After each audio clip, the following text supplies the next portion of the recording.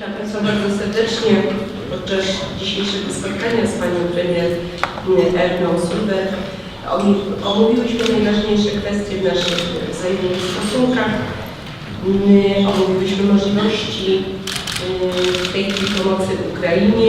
Jak Państwo wiecie, to temat nam bardzo aktualny, bardzo gorący. I choć Norwegia pozostaje poza Unią Europejską, Państwo pewnie świetnie o tym wiedzą, przyłącza się do sankcji unijnych wobec Rosji, co jest szczególnie cenne w tworzeniu wspólnego stanowiska państw europejskich. Rozmawiałyśmy również o tym, w jaki sposób Polska i Norwegia mogłaby wspierać Ukrainę i jej społeczeństwo. Nasze kraje starają się zrobić w tej dziedzinie jak najwięcej, ponieważ zdajemy sobie sprawę, że stabilna, nowoczesna i dobrze prosperująca Ukraina to również bezpieczeństwo całego regionu. Duże znaczenie ma dla nas współpraca dwustronna, szczególnie w sektorze energii, klimatu, środowiska, badań naukowych, przemysłu stoczniowego i morskiego. Państwo na pewno się orientujecie, że polskie firmy są coraz bardziej zainteresowane rynkiem norweskim. Od kilku lat na norweskim szelfie kontynentalnym są obecne dwie polskie spółki strategiczne, to jest PGNiG i Lotos, które inwestują w wydobycie i przesył ropy naftowej i gazu. Szczególnym elementem naszych relacji z Norwegią jest fakt, że właśnie wielu Polaków mieszka i pracuje w tym kraju.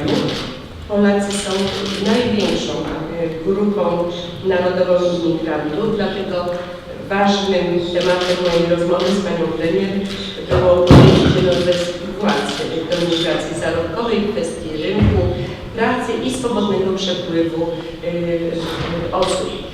Zgodziłyśmy się co do fundamentalnego znaczenia swobody przepływu osób dla budowy jednolitego rynku europejskiego.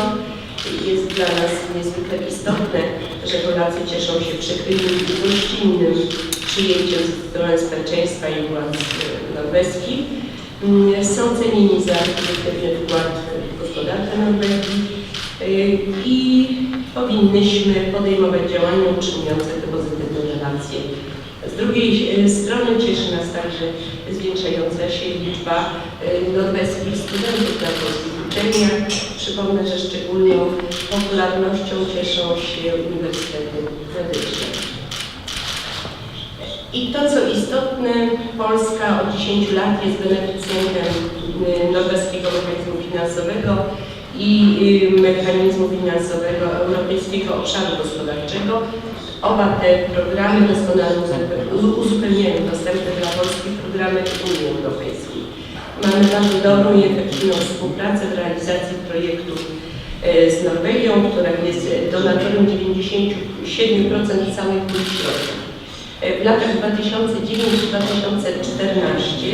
zrealizowaliśmy w Polsce projekty na kwotę ponad 534 miliony euro. Fundusze norweskie mają pozytywny wpływ na rozwój i modernizację Polski. Wsparcie w ramach funduszy otrzymały na przykład kluczowe inwestycje kultury, m.in. Muzeum Łazienki Królewskie, Muzeum Zamkowe w Malborku, Zamek w Łańcucie, Teatr Juliusza Słowackiego w Krakowie, Akademia Muzyczna w Katowicach, Biblioteka Narodowa w Warszawie. A więc za to wszystko oczywiście serdecznie dziękujemy. Chciałabym również wyrazić na zakończenie swojej wypowiedzi zadowolenie z dzisiejszych owocnych rozmów i oczywiście nadzieję na dalszą bliską współpracę między Polską a Norwegią. Teraz bardzo proszę o zabranie głosu przedstawiciela Norwegii, pani Erny Solberg. Thank you very much, and I'm sorry for my voice. I have a small cold, but that doesn't mean that I'm not happy to be home. I'm happy to be here also, and I'm very happy to meet my colleague Ewa Kopacz for the first time. We have a very constructive and a very good meeting. Poland and Norway are close allies. Our relations rest on, I think, both common values and on priorities. And we have a history of good friendship. We have had peaceful and friendly relations for a long time. In fact, we have trade relations going back to the Hanseatic period. Poland is an increasingly important partner for Norway in the EU. We cooperate in the internal market. We are members of Schengen, and we cooperate on foreign and security policy. And we have seen for the last 10 years a considerable expansion of our contacts. There are several fully booked flights and connecting cities in Poland with cities in Norway. And we have a reasonable estimate saying that there is about 120,000 Poles living and working in Norway at any given time now. It's the biggest minority in Norway now, outranking the Swedes in fact, as minority in our country. And I'm going to state that the Poles that are working in Norway are contributing positively both to our society and to our economy. And we have about 1,500 Norwegian students studying in Poland, and as Eva said, most of them are studying medicine. I think this people-to-people basis for political contacts is very important.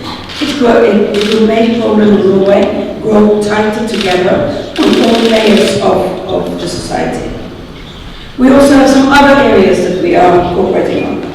Norway is the second biggest seafood exporter in the world, and Poland have now become our biggest market for Norwegian seafood, first and foremost for salmon.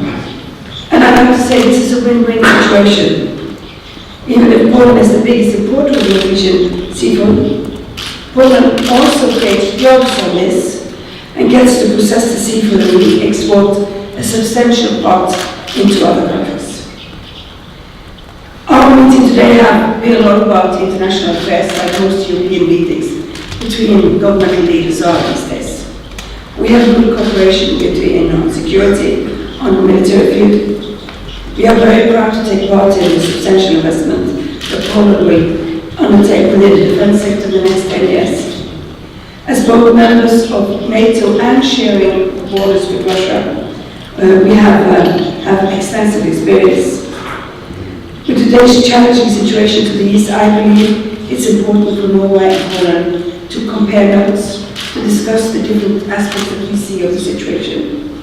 Russia's illegal annexation of the Crimea and the continuing destabilization in eastern Ukraine have created a severe crisis on a lot of levels in our security policies. Norway has condemned Russia's actions, and we have today here agreed that it's of particular interest now to discuss how we can coordinate and our efforts to bring about a positive development in Ukraine and in other parts of the Eastern Partnership. I will continue from Warsaw to Kiev this evening and meet the President and the Prime Minister tomorrow, and we will discuss the Norwegian support package for Ukraine. As I said, we have used a lot of our time today to discuss these issues. And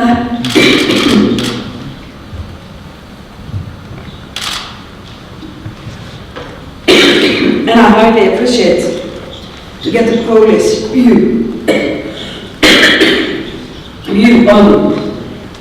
on the situation in Ukraine and in Russia.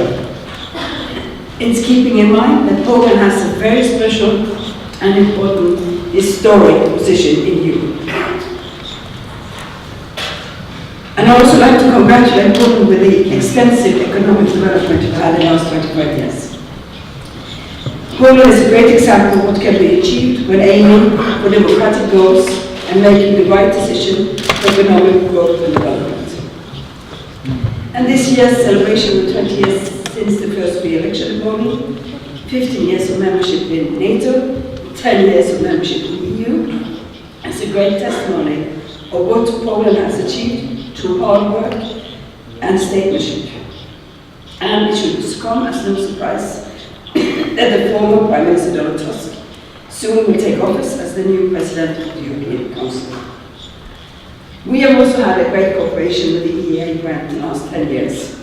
We have together with the Polish government, invested in large parts of sectors and historical monuments in Poland. We also highly value that cooperation, which has been developing bilaterally, because this creates grants in areas such as energy, environment, health, research and justice.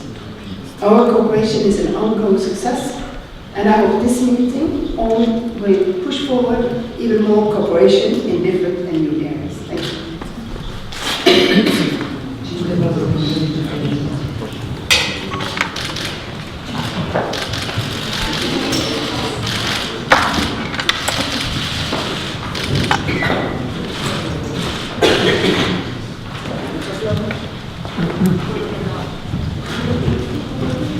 Pani Prezydencie, zamierza Pani interweniować w sprawie protestu